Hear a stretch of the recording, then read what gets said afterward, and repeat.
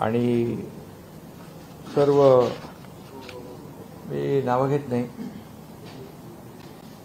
आयोगाचे सर्व सदस्य आणि मुख्य सचिव, अतिरिक्त मुख्य सचिव आणि भांगे,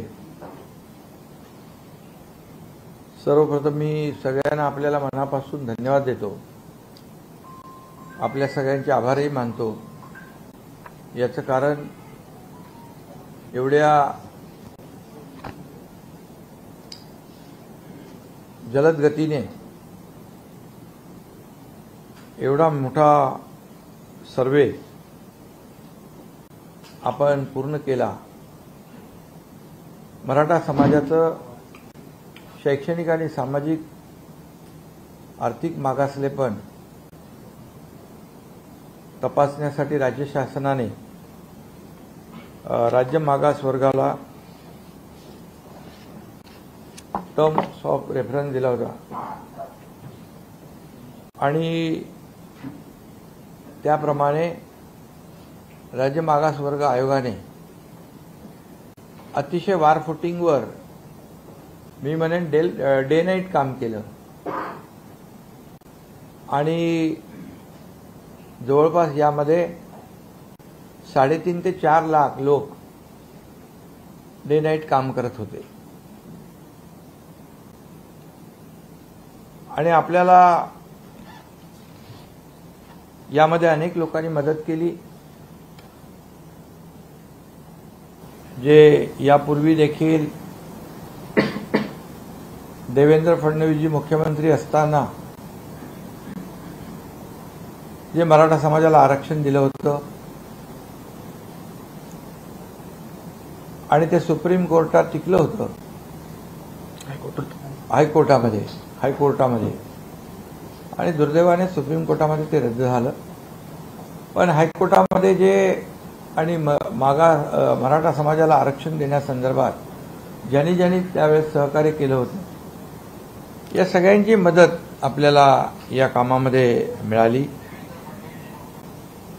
आणि त्यामध्ये मागासवर्ग आयोग, सुक्रे साहेबांनी आणि त्यांच्या टीमने ज्या गोष्टींची, ज्या यंत्रणांची आवश्यकता होती, त्या सर्व यंत्रणा यामध्ये कामी आणल्या, त्यांचं सहकार्य घेतलं आणि आज हा अतिशय महत्त्वाचा असा अहवाल या ठिकाणी शासनाला त्यांनी सुपूर्द केलेला आहे. सदर अहवाल मंत्रिमंडळाच्या बैठकीमध्ये ठेवला जाईल आणि त्यामध्ये सादर करून शासन निर्णय घेईल. आणि त्यासाठी विशेष अधिवेशन 20 फेब्रुवारीला आपण जाहीर केलेला आहे. त्या अधिवेशनामध्ये या बाबतीमध्ये चर्चा होईल. या कामामध्ये जिल्हाधिकारी, विभागीय आयुक्त, मनपा आयुक्त आणि त्यांची सगळी टीम ही काम करत होती आणि जवळपास 2.25 कोटींपेक्षा जास्त कुटुंबांचं सर्वेक्षण यामध्ये करण्यात आलं. त्यामुळे मी पुन्हा एकदा सांगतो की आदरणीय सुक्रे साहेब आणि त्यांच्या टीमचं मनापासून मी अभिनंदन करतो. ज्या पद्धतीने काम झालेलं आहे त्यामुळे आम्हाला शासनाला विश्वास आहे की मराठा समाजाला शैक्षणिक आणि सामाजिक मागासलेपणावर टिकणारं, कायद्याच्या चौकटीत बसणारं आरक्षण ओबीसीला कोणताही धक्का न लावता इतर समाजावर कुठलाही अन्याय न करता या ठिकाणी मराठा समाजाला देय असलेलं टिकणारं आणि कायद्याच्या चौकटीत बसणारं आरक्षण देता येईल, मिळेल असा विश्वास आम्हाला वाटतोय।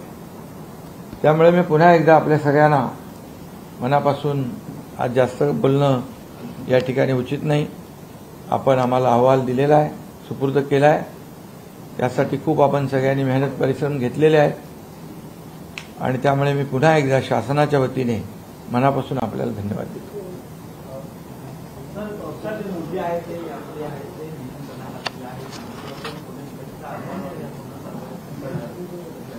काय ते आता आयोग अहवाल आमच्याकडे आलाय, अहवाल आता आम्ही मंत्रिमंडळाच्या बैठकीत ठेवू, त्यानंतर याच्यामध्ये सगळ्या गोष्टी स्पष्ट होतील। मराठा समाजाला आरक्षण मिळाल्यानंतर जे आता ओबीसी मध्ये काही मराठा समाजाची लोक कुटुंब आहेत ते ओबीसी मध्ये गेलेले आहेत, मात्र हे जे मराठा समाजाचं स्पेशल आरक्षण असेल ते त्यांना लागू होईल का? नाही, याच्यामध्ये मराठा समाजाला आरक्षण आपण देताना जे तुम्ही म्हणाला ते कुणबी दाखल्यांचा विषय, ज्याच्या जुन्या नोंदी कुणबी आहेत 1967 पूर्वीच्या, त्या जुन्या नोंदीचा कायदा आहे पूर्वीचा, आपण काय नवीन केलेला नाही आणि त्याप्रमाणे जुन्या नोंदी ज्या आहेत त्याचा वेगळा नियम आहे, कायदा आहे। आता हे मराठा आरक्षण जे आहे हे आरक्षण पूर्णपणे ज्यांना कुठल्याही नोंदी नाहीत आणि जे आपण पूर्वी मराठा समाजाला आरक्षण दिलं होतं त्याप्रमाणे हे आरक्षण देण्याचा निर्णय सरकारने घेतलेला आहे। सर, मागच्या काळात सुप्रीम कोर्टाने काही त्रुटी ज्या आहेत त्या दाखवल्या होत्या, त्या त्रुटी आता या अहवालात दूर झालेल्या आहेत? आता तेच अहवालामध्येच ते आता आयोगाने काम केलं ना, म्हणून तर मी त्यांना धन्यवाद दिलेत की ते सगळंच त्यांच्या समोर होतं। आता त्याच्यावर मी आज बोलणं उचित नाही। सीएम साहेब पहिले कॅबिनेट समोर मांडतील, पहिला अधिकार कॅबिनेटचा आहे, कॅबिनेट त्याच्यावर सविस्तर चर्चा करेल, मग त्यातले जे मुद्दे आहेत ते सीएम साहेब आपल्या पुढे नंतर देतील सगळे। उपोषणाला बसलेले आहेत, याच मागणीला घेऊन आता उपोषणाला तुम्ही काय सूचना द्याल त्यांना, कधीपर्यंत? नाही, खरं म्हणजे मी एवढंच सांगू इच्छितो की आता 20 तारखेला विशेष अधिवेशन आहे, त्याच्या अगोदर कॅबिनेटमध्ये चर्चा होईल। सरकार एकदम सकारात्मकपणे काम करते, सरकारची भूमिका स्पष्ट आहे आणि सरकारची भूमिका पहिल्या दिवसापासून अतिशय स्पष्ट आहे की मराठा समाजाला टिकणारं कायद्याच्या चौकटीत बसणारं आरक्षण मिळालं पाहिजे, ओबीसी समाजाला इतर समाजाला धक्का न लागता ते मिळालं पाहिजे, ही भूमिका आहे।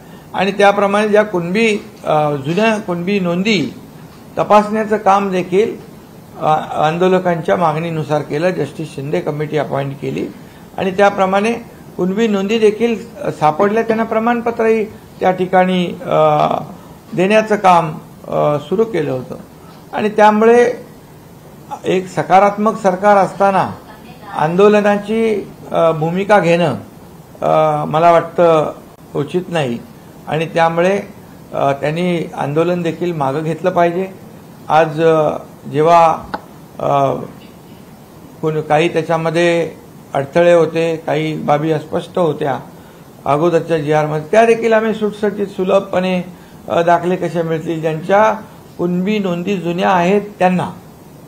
त्यामुळे सरकार पूर्णपणे सकारात्मक आहे आणि त्यामुळे आंदोलकांनी सरकार सकारात्मक असल्यामुळे आंदोलन एकतर करायला नको होतं, दुर्दैवाने ते झालं, परंतु आता त्यांना आव्हान आहे की सरकार हे सगळ्या गोष्टी करतंय आणि त्यामुळे आंदोलन मागे घ्यावं अशा प्रकारची विनंती आहे। या अहवालानंतर जरी मराठा समाजाला कुणबीमधून आरक्षण देणं आणि ओबीसीमध्ये जरी आरक्षण देण्याचा मार्ग मोकळा झाला तरी ओबीसी समाज यावरती नाराजीची भूमिका व्यक्त करतोय, त्यांना कसं सरकार हाताळणार?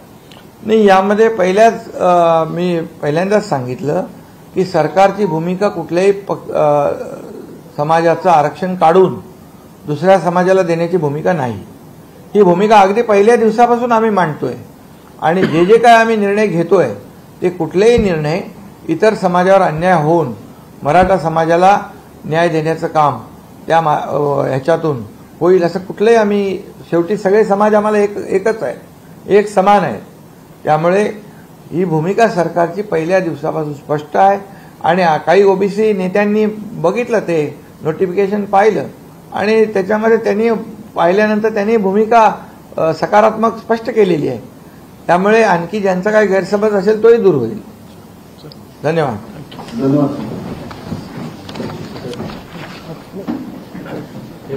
Chief secretary